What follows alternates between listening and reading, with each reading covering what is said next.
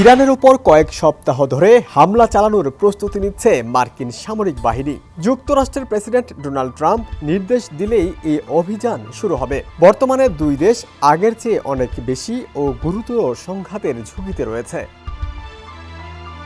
শনিবার বার্তা সংস্থা রয়টার্সের প্রতিবেদনে বলা হয়েছে, ট্রাম্প এই অঞ্চলে সেনা সদস্যের সংখ্যা বাড়ানো ও রণতরী ইউএসএস আব্রাহাম লিঙ্কন মোতায়েনের পর নতুন হামলার শঙ্কা তীব্র হয়েছে। এমন এক সময়ে এই ঝুঁকি তৈরি হয়েছে যখন তেহরান ও ওয়াশিংটন পারমাণবিক কর্মসূচি নিয়ে কূটনৈতিক আলোচনা চালিয়ে যাচ্ছে। স্ট্রবেরি সুপার ডটেড ও ক্লাসিক ভ্যারিয়েন্টে সেন্সেশন জাগুক শিহরণ। মার্কিন কর্মকর্তারা জানান, পেন্টাগন মধ্যপ্রাচ্যে আরেকটি বিমানবাহী রণতরী পাঠাচ্ছে। সেখানে আরও কয়েক হাজার সেনা আছে। পাশাপাশি যুদ্ধ বিমান, ক্ষেপণাস্ত্র ধ্বংসকারী ও আক্রমণ পরিচালনার অস্ত্র রয়েছে। উত্তর ক্যারোলাইনার একটি ঘাঁটিতে মার্কিন সেনাদের সঙ্গে কথা বলার সময় ট্রাম্প বলেন, ইরানের সঙ্গে একটি চুক্তি করা কঠিন হয়ে পড়েছে।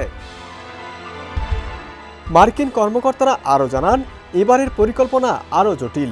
ধারাবাহিক অভিযানে মার্কিন সামরিক বাহিনী কেবল পারমাণবিক অবকাঠামো নয়, ইরানের রাষ্ট্রীয় ও নিরাপত্তা স্থাপনাগুলোতেও আঘাত হানতে পারে।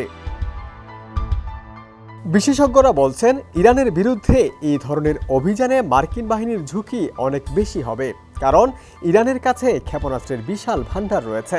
প্রতিশোধমূলক হামলা আঞ্চলিক সংঘাতের ঝুঁকিও বাড়িয়ে দেবে।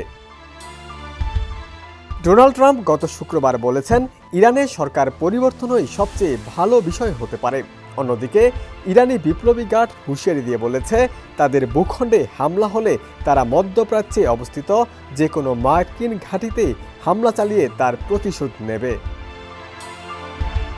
ডেস্ক রিপোর্ট, সমকাল।